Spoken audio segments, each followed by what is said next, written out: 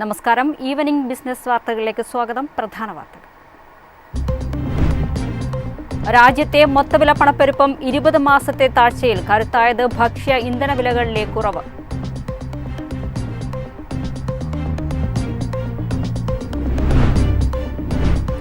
Tariff ഭീഷണിയെ മറികടക്കാനാവുമെന്ന് SBI research. America ഒഴികെയുള്ള രാജ്യങ്ങളിലേക്കുള്ള കയറ്റുമതി വർദ്ധിപ്പിക്കാമെന്ന് റിപ്പോർട്ട്.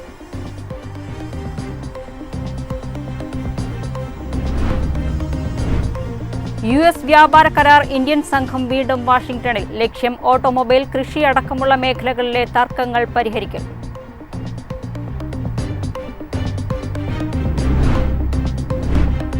ഇന്ത്യൻ ഓഹരി വിപണിയിൽ IPOയ്ക്ക് അനുകൂലമായ സാഹചര്യമെന്ന് S&P ഗ്ലോബൽ. അടുത്ത 6 മാസം IPO വഴിയുള്ള നിക്ഷേപം വലിയ തോതിൽ തുടരുമെന്നും റിപ്പോർട്ട്. ഇന്ത്യയുമായി വിപുലമായ വ്യാപാര കരാറിനൊരുങ്ങി യൂറോപ്യൻ യൂണിയൻ. ട്രംപിന്റെ താരിഫ് നയം ബാധിച്ച രാജ്യങ്ങളെ ഒരുമിപ്പിക്കാനും നീക്കമെന്ന റിപ്പോർട്ട്.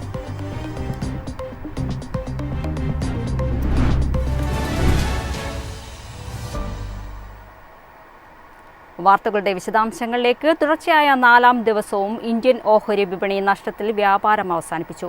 സെൻസെക്സ് 247 പോയിന്റ് ഇടിഞ്ഞ് 82,253-ലും നിഫ്റ്റി 67 പോയിന്റ് ഇടിഞ്ഞ് 25,082-ലും ക്ലോസ് ചെയ്തു.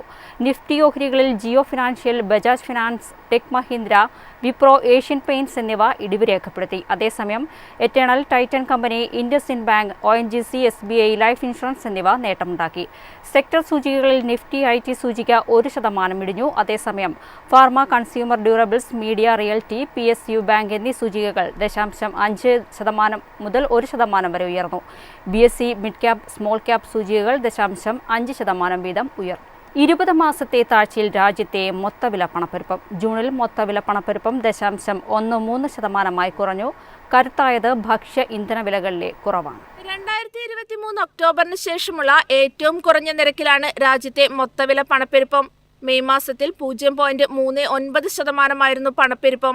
റോയിറ്റേഴ്സ് സർവേയിൽ ജൂണിൽ 0.52%-ലേക്ക് പണപ്പെരുപ്പം കുതിക്കുമെന്നായിരുന്നു പ്രവചനം. എന്നാൽ വിപണി പ്രതീക്ഷകളെ മറികടന്നാണ് പുതിയ റിപ്പോർട്ട്. ധാതുലവണങ്ങൾ, രാസവസ്തുക്കൾ, തുണിത്തരങ്ങൾ, അസംസ്കൃത പെട്രോളിയം, പ്രകൃതിവാതകം എന്നിവയിലെ വിലക്കുറവാണ് പണപ്പെരുപ്പത്തിൽ പ്രതിഫലിച്ചത്. അതേസമയം ഉപഭോക്തൃവില സൂചിക അടിസ്ഥാനമാക്കിയുള്ള റീറ്റെയിൽ പണപ്പെരുപ്പം 6 വർഷത്തെ താഴ്ചയിലാണ്. ഇത്തരത്തിൽ 2 പണപ്പെരുപ്പവും താഴ്ചയിൽ തുടരുന്നതും ഉപഭോക്തൃവില സൂചിക 4% താഴെ നിൽക്കുന്നതും വിപണിക്ക് അനുകൂലമാണ്. അതായത് അടുത്ത ധനനയ യോഗത്തിൽ റിപ്പോ നിരക്ക് കുറയ്ക്കലിനുള്ള സാധ്യത കൂടിയാണ് പണപ്പെരുപ്പ ഡേറ്റകൾ ചൂണ്ടിക്കാട്ടുന്നത്. രാജ്യങ്ങൾ തമ്മിലുള്ള സംഘർഷങ്ങൾക്കിടയിലും അസംസ്കൃത എണ്ണവില ഇടിയുന്നുണ്ട്. കൂടാതെ OPEC+ രാജ്യങ്ങൾ ഇന്ധന ഉൽപാദനം ഉയർത്തുന്നതും എണ്ണവില ഇടിക്കും. ഇതും പണപ്പെരുപ്പം ഭാവിയിൽ കുറയാനുള്ള സാധ്യതയാണ് ചൂണ്ടിക്കാട്ടുന്നത്. News desk MyFin TV. Tariff ഭീഷണിയെ മറികടക്കാൻ രാജ്യത്തിനാവുമെന്ന് SBI റിസർച്ച്. അമേരിക്കൻ ഇതര രാജ്യങ്ങളിലേക്കുള്ള കയറ്റുമതി വർദ്ധിപ്പിക്കാൻ അവസരമുണ്ടെന്ന് റിപ്പോർട്ട്. US-മായുള്ള വ്യാപാര കരാറിലെ അനിശ്ചിതത്വങ്ങളും വരാനിരിക്കുന്ന താരിഫുകളും രാജ്യത്തിന്റെ വളർച്ചയെ ബാധിക്കില്ലെന്നാണ് SBI റിസർച്ച് റിപ്പോർട്ട് പറയുന്നത്. 10% അധിക തീരുവ വന്നാലും പ്രശ്നമില്ല. കയറ്റുമതി ലഭ്യമാവുന്ന മറ്റ് അവസരങ്ങൾ രാജ്യം പ്രയോജനപ്പെടുത്തണം. താരിഫ് ആഘാതം ബാധിച്ച മറ്റ് ഏഷ്യൻ വിപണികളിലേക്കുള്ള കയറ്റുമതി ഉയർത്തണമെന്നും റിപ്പോർട്ട് ചൂണ്ടിക്കാട്ടി. കെമിക്കൽസ്, വസ്ത്രങ്ങൾ, കാർഷിക ഉൽപ്പന്നങ്ങൾ തുടങ്ങിയ മേഖലകളിലെ വിപണി വിഹിതമാണ് വർദ്ധിപ്പിക്കേണ്ടത്. അതിനാൽ തന്നെ ഇന്ത്യ-US വ്യാപാര കരാറിന്റെ സാധ്യതയല്ല കയറ്റുമതി മേഖലയുടെ വളർച്ചയ്ക്ക് നിർണായകമാവുന്നത്. കെമിക്കൽ മേഖലയിലെ കയറ്റുമതിയിൽ ചൈന, സിംഗപ്പൂർ തുടങ്ങിയ രാജ്യങ്ങളാണ് നിലവിൽ US വിപണി കൈയടക്കി വെച്ചിരിക്കുന്നത്. ഈ രാജ്യങ്ങൾ ഉയർന്ന താരിഫ് നേരിടുന്നതിനാൽ അവിടെ വിപണി വിഹിതം വർദ്ധിപ്പിക്കാൻ ഇന്ത്യക്ക് അവസരമുണ്ടെന്നും റിപ്പോർട്ട് വ്യക്തമാക്കുന്നു. News desk MyFin TV. വ്യാപാര കരാറുമായി ബന്ധപ്പെട്ട് ഇന്ത്യൻ സംഘം വീണ്ടും വാഷിംഗ്ടണിലെത്തി. ലക്ഷ്യം ഓട്ടോമൊബൈൽ, കൃഷി അടക്കമുള്ള മേഖലകളിലെ തർക്കങ്ങൾ പരിഹരിക്കുക എന്നതാണ്. ഇന്ത്യൻ വാണിജ്യ മന്ത്രാലയ പ്രതിനിധികളാണ് വാഷിംഗ്ടണിലുള്ളത്. തിങ്കളാഴ്ച ആരംഭിക്കുന്ന ചർച്ച വ്യാഴാഴ്ചയോടെയാണ് അവസാനിക്കുക. അതേസമയം ചർച്ചകൾക്ക് നേതൃത്വം നൽകുന്ന വാണിജ്യ വകുപ്പ് സ്പെഷ്യൽ സെക്രട്ടറി രാജേഷ് അഗർവാൾ ബുധനാഴ്ചയാണ് സംഘത്തിനൊപ്പം ചേരുക. ഇതിനകം കാര്യങ്ങൾ അനുകൂലമാക്കിയെടുക്കുകയാണ് സംഘാംഗങ്ങൾക്ക് നൽകിയിരിക്കുന്ന ചുമതല. സ്റ്റീൽ, അലുമിനിയം, വാഹന കയറ്റുമതി എന്നിവയിലാണ് ഇന്ത്യൻ താരിഫ് ഇളവുകൾ നേടുന്നത്. എന്നാൽ ഡയറി, GM വിളകൾ, ഇലക്ട്രിക് വാഹനങ്ങൾ എന്നിവയുൾപ്പെടെയുള്ള കാർഷിക, വ്യാവസായിക ഉൽപ്പന്നങ്ങൾക്ക് ഇന്ത്യൻ വിപണികളിലേക്ക് കൂടുതൽ പ്രവേശനം നൽകണമെന്ന് അമേരിക്ക ആവശ്യപ്പെടുന്നു. ചരിത്രപരമായി സംരക്ഷിത മേഖലയായ ഡയറിയിൽ ഇളവുകൾ നൽകേണ്ടതില്ല എന്ന നിലപാടിൽ ഉറച്ചു നിൽക്കുകയാണ് ഇന്ത്യ.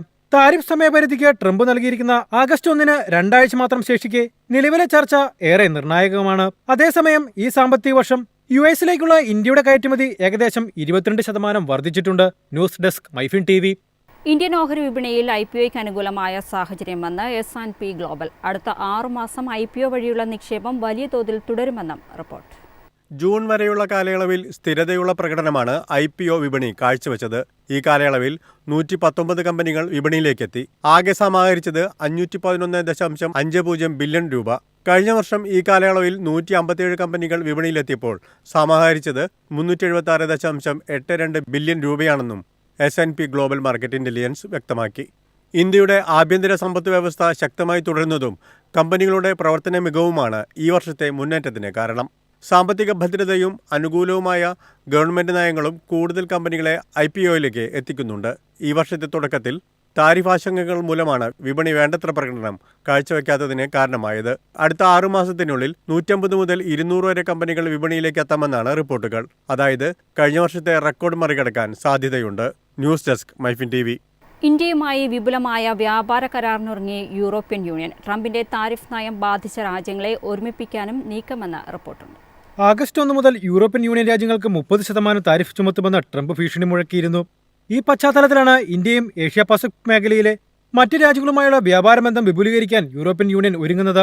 EU കോമ്പറ്റീഷൻ മേധാവി തെരേസ റിബേരയാണ് ഇക്കാര്യം പറഞ്ഞത്. രാജ്യാന്തര തലത്തിൽ വ്യാപാര യുദ്ധം ശക്തമാക്കാൻ ട്രംപ് ശ്രമിക്കുന്നതിനാൽ ഇന്ത്യയുമായി നടന്നുകൊണ്ടിരിക്കുന്ന ചർച്ച നിർണായകമാണെന്നും അവർ വ്യക്തമാക്കി. അമേരിക്ക കഴിഞ്ഞാൽ ചൈനയാണ് EUമായി വ്യാപാര ബന്ധം വിപുലീകരിക്കാൻ സാധ്യതയുള്ളത്. എന്നാൽ ഇലക്ട്രിക് വാഹന നിർമ്മാതാക്കൾക്ക് EU ചുമത്തിയ നികുതിയുമായി ബന്ധപ്പെട്ട് ചൈനയുമായി തർക്കം നിലനിൽക്കുന്നുണ്ട്. അമൂല്യധാതുക്കൾക്ക് നിയന്ത്രണം ഏർപ്പെടുത്തിയ ചൈന റഷ്യയുമായി അടുക്കുന്നത് EU രാജ്യങ്ങൾ പിന്തുണയ്ക്കുന്നില്ല. അതിനാൽ തന്നെ മികച്ച വ്യാപാര പങ്കാളിയായി ഉയർന്നുവരിക ഇന്ത്യ ആയിരിക്കുമെന്നാണ് വിലയിരുത്തലുകൾ. ഇന്ത്യ EU സ്വതന്ത്ര വ്യാപാര കരാർ ഈ വർഷം അവസാനത്തോടെ പ്രാബല്യത്തിൽ വരുമെന്നും റിപ്പോർട്ടുണ്ട്. News desk MyFin TV. ഇന്നത്തെ സ്വർണം വെള്ളി നിരക്കുകൾ.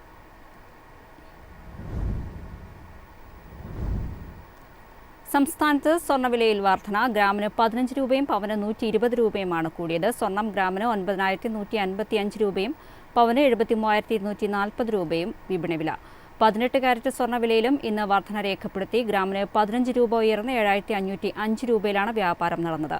വെള്ളിവിലയിലും മാറ്റമുണ്ട്. ഗ്രാമിന് 2 രൂപ വർദ്ധിച്ച് 124 രൂപയായി. ഇനി കേരള വാർത്തകൾ നോക്കാം.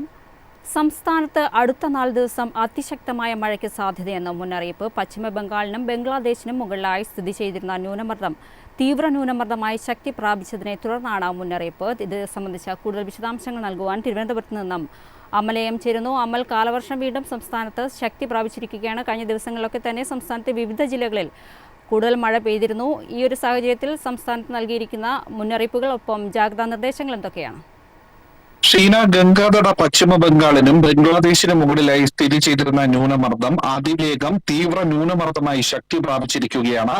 24 മണിക്കൂറിൽ രൂപപ്പെടുമെന്ന് പ്രതീക്ഷിച്ച തീവ്ര ന്യൂനമർദ്ദമാണ് അതിവേഗം രൂപപ്പെട്ടത്. ഈ സാഹചര്യത്തിൽ കേരളത്തിൽ അടുത്ത 4 ദിവസം വിവിധ ജില്ലകളിൽ അതിശക്ത മഴയ്ക്ക് സാധ്യതയുണ്ടെന്നാണ് കേന്ദ്ര കാലാവസ്ഥാ വകുപ്പ് ഇപ്പോൾ മുന്നറിയിപ്പ് നൽകിയിരിക്കുന്നത്.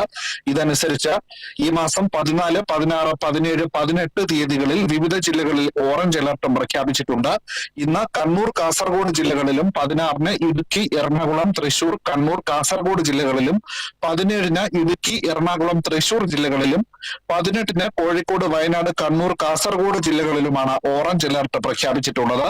തലസ്ഥാനത്ത് ഉൾപ്പെടെയുള്ള ചില മേഖലകളിൽ ഇന്ന് രാവിലെ മുതൽ ഇടവിട്ടുള്ള മഴയും ലഭിക്കുന്നുണ്ട്. ജൂൺ 1 മുതൽ ജൂലൈ 14 വരെ കേരളത്തിൽ 809.4 മില്ലിമീറ്റർ മഴയാണ് ലഭിച്ചത്. സംസ്ഥാനത്ത് ഏറ്റവും കൂടുതൽ മഴ ലഭിച്ചത് കണ്ണൂർ, കാസർഗോഡ് ജില്ലകളിലാണ്. ഇതോടൊപ്പം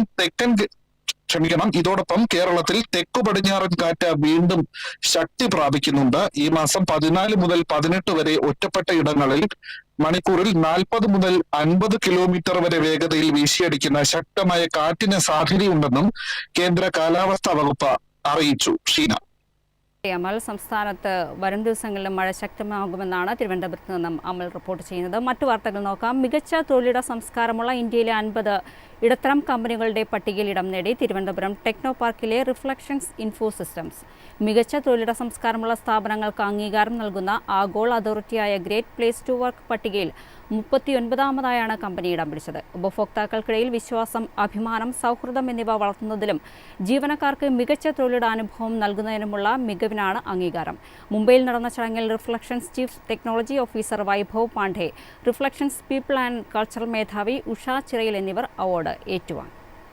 സംസ്ഥാനത്തെ 7 ആരോഗ്യ സ്ഥാപനങ്ങൾക്ക് കൂടി ദേശീയ ഗുണനിലവാര അംഗീകാരങ്ങൾ ലഭിച്ചതായി ആരോഗ്യ വകുപ്പ് മന്ത്രി വീണ ജോർജ്. 3 ആരോഗ്യ സ്ഥാപനങ്ങൾക്ക് പുതുതായി നാഷണൽ ക്വാളിറ്റി അഷുറൻസ് സ്റ്റാൻഡേർഡ്സ് അംഗീകാരവും 4 ആരോഗ്യ സ്ഥാപനങ്ങൾക്ക് 3 വർഷങ്ങൾക്ക് ശേഷം പുതുക്കിയ NQAS അംഗീകാരവുമാണ് ലഭിച്ചത്.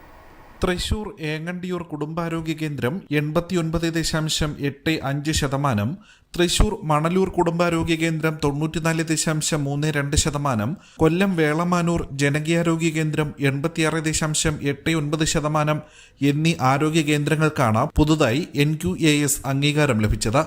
തൃശൂർ കൊടകര കുടുംബാരോഗ്യ കേന്ദ്രം 87.64%, തൃശൂർ മുണ്ടൂർ കുടുംബാരോഗ്യ കേന്ദ്രം 96.63%, കോഴിക്കോട് കല്ലുനിര വടകര നഗര കുടുംബാരോഗ്യ കേന്ദ്രം 86.37%, കോഴിക്കോട് പയ്യാനക്കൽ നഗര കുടുംബാരോഗ്യ കേന്ദ്രം 84.87% എന്നിങ്ങനെ സ്കോറോടെ പുനഃ അംഗീകാരവും ലഭിച്ചു. 7 ജില്ലാ ആശുപത്രികൾ, 5 താലൂക്ക് ആശുപത്രികൾ, 11 സാമൂഹികാരോഗ്യ കേന്ദ്രങ്ങൾ, 46 നഗര കുടുംബാരോഗ്യ കേന്ദ്രങ്ങൾ, 154 കുടുംബാരോഗ്യ കേന്ദ്രങ്ങൾ, 10 ജനകീയാരോഗ്യ കേന്ദ്രങ്ങൾ എന്നിവ NQAS അംഗീകാരം നേടിയിട്ടുണ്ട്. സംസ്ഥാനത്തെ ആകെ 233 ആരോഗ്യ സ്ഥാപനങ്ങൾക്കാണ് 3 വർഷത്തേക്ക് അംഗീകാരം ലഭിച്ചത്.